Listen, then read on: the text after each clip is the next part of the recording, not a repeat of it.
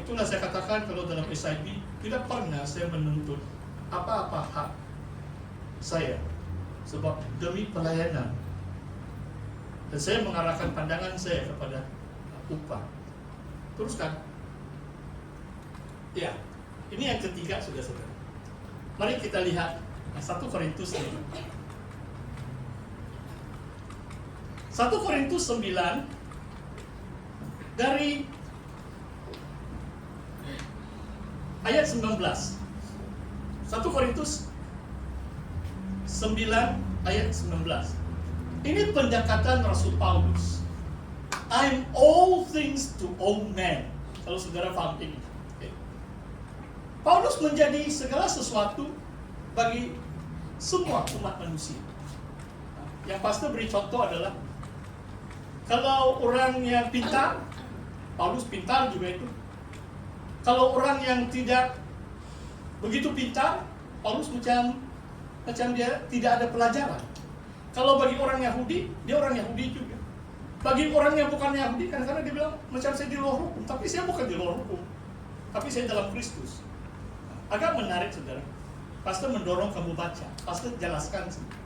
Inilah prinsip inkarnasi dalam pelayanan kita. Yesus harus menjelma menjadi manusia. Sebab targetnya, maklamat Yesus adalah menyelamatkan manusia, kan? Dia bukan turun sebagai Tuhan yang mulia. Dia mengosongkan diri. Surat Filipi mengatakan Yesus mengosongkan diri, menjadi manusia, menjadi hamba. Paulus ini rendah hati. Kembali kepada slide. Terima kasih multimedia. Dengan maksud saudara, pendekatan pelayanan kita adalah kita mesti berusaha memahami keberadaan orang itu yang kita layani. Kalau yang miskin, kita macam miskin lah. Kalau yang kaya lain sedikit lah. So, kalau kita bukan kaya, susah juga mau jadi kaya lah kan. Begini saudara. Itulah Paulus dipilih Tuhan. Sebab dia orang di antara kepintar. Kalau saudara tidak ada pengetahuan atau tidak pintar, susah menginjili orang yang pintar, kan? Coba kamu baca Roma 1 ayat 14 dan 15. Aku terutang budi memberitakan Injil kepada setiap orang, kepada mereka yang berhikmat, to the wise and to the foolish, kata Paulus. Kepada orang pintar pun harus diinjili. Oh saudara, luar biasa saudara. Sebab karena 90%, 90% pelayanan saya di kalangan SIB, 6 tahun di Singapura, 1 tahun di SDS. Sebenarnya 1 tahun di SDS itu bukan saya punya impian ke sana, sebab itulah hidup oleh Injil, kan. Kalau 18 bulan itu peti tabung saya semakin kosong, ada istri, ada saya sendiri, perlu hidup. Jadi itulah saya perlu pelayanan. Saudara, Paulus mengatakan dia beritakan kepada orang yang berhikmat, kepada orang yang tidak berhikmat. Beberapa kali, ini pun satu kasih karunia Tuhan. Saya pergi ke luar negeri, baru semalam seorang hamba Tuhan luar biasa. Dia katakan semua dia sudah lakukan. Dia bersaksi, dia khotbah 2 kali di England. Sebenarnya England pun saya belum sampai, tapi yang pasti mau saksikan adalah ini. Beberapa kali saya diberi peluang memberi ceramah di Peking University, di Yonsei University, di Chinese University of Hong Kong. Jadi ada beberapa tempat saya beri ceramah tentang firman Tuhan. Dan ada respon yang sangat baik. Saya ingat waktu saya di Korea, setelah saya bentangkan kertas kerja dalam kitab Mazmur, beberapa profesor beritahu kepada saya, Tony, kamu bukan hanya akademik saja, tapi membangun, edifying spiritually, membangun secara rohani. Kalau saudara tahu tentang ini orang profesor-profesor ini, kadang-kadang kering baik. Kalau akademik saja, banyak saja itu ulasan-ulasan mereka, tapi tidak membangun secara rohani. Saudara, saya terutang budi untuk menyampaikan kabar baik kepada orang yang berhikmat. Haleluya. Inilah pendekatan Paulus. Mungkin yang terakhir sudah. Next slide, ya. Saya bacakan ayat ini. ayat 25. Saya baca ayat 24. 1 Korintus 9 ayat 24. Ini bagian yang terakhir, saudara. Tidak tahukah kamu bahwa dalam gelanggang pertandingan semua peserta turut berlari, tetapi bahwa hanya satu orang saja yang mendapat hadiah? Karena itu larilah begitu rupa sehingga kamu memperolehnya. Tiap-tiap orang yang turut mengambil bahagian dalam pertandingan menguasai dirinya dalam segala hal. Mereka berbuat demikian untuk memperoleh suatu mahkota yang fana, tetapi kita untuk memperoleh suatu mahkota yang abadi. Sebab itu aku tidak berlari tanpa tujuan, dan aku bukan peninju yang seberangan saja memukul, tetapi aku melatih tubuhku dan menguasainya seluruhnya, supaya sesudah memberitakan Injil kepada orang lain, jangan aku sendiri ditolak. Ini adalah tujuan atau visi Paulus. Dia berlari dengan tujuan. Dia penginjil kan. Kalau penginjil tiada seorang pun percaya Yesus, dia gagal itu.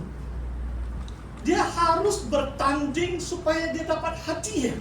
Hadiah itu adalah jiwa-jiwa yang diselamatkan, bangsa-bangsa yang dijangkau, gereja-gereja Tuhan seluruh dunia Mediterranean ditanam oleh Paulus. Sejarah Kristen sangat lain, sangat berbeza kalau bukan karena hasil pelayanan Paulus.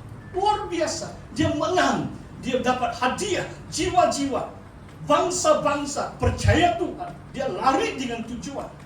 Luar biasa, saudara. Mari, ini bulan yang kedua, 11 bulan lagi dalam tahun 2026. Mari kita bervisi untuk Tuhan.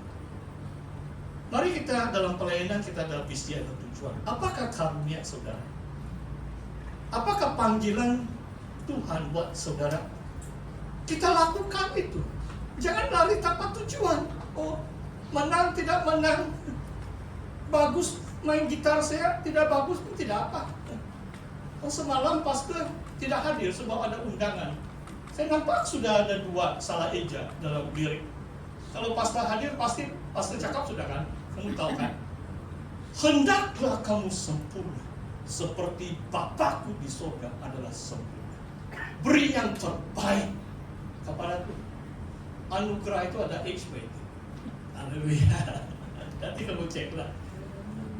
Ya. Jangan kita buat acuh tak acuh. Kekalkan standar. Oh, Pastor Tony, tiada sudah. Kami cincailah balik yang dulu-dulu lah. Nanti saya datang tiba-tiba melawat, 5 kali kamu salah. Mungkin saya, karena jamar Roh Kudus, saya datang di depan menegur kamu. Haleluya. Tidaklah. Haleluya. Kita ini saudara seiman. Kita harus mesra satu dengan yang lain. Saudara, slide yang terakhir. Begini. Paulus 2 kali di sini mengatakan penguasaan diri. Perkara ini paling penting.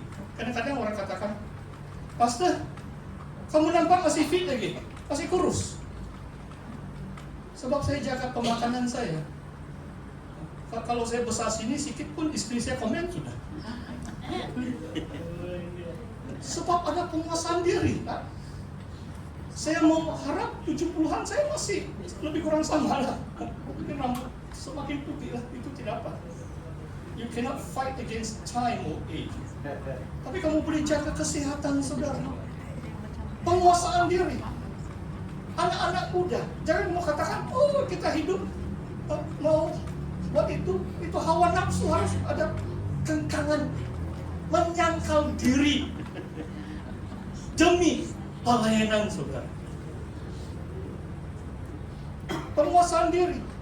Kalau habis masa semua untuk entertainment, tidak ada masa berdoa, tidak ada masa membaca firman Tuhan. Bagaimana pedang roh kamu jadi tajam?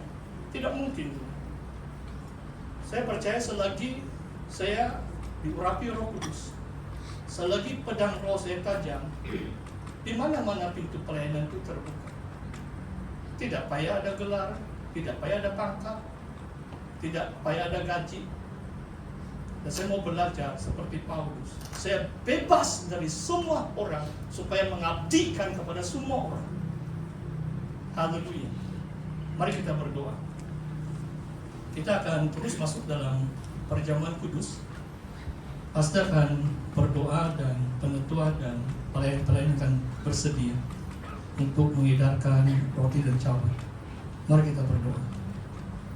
Terima kasih ya Bapa, kami bersyukur ya Tuhan atas kasih karunia-Mu dalam hidup kami, mendengar sabda firman-Mu mengenai cara hidup seorang hamba Tuhan, mengenai falsafah pelayanan Paulus, dan dia berbisik, dia menang mendapat hadiah jiwa-jiwa bangsa-bangsa karena dia berlari dengan tujuan, dia tidak bertinju seberangan, melainkan menepati sasaran yang Tuhan telah letakkan dalam hidupnya.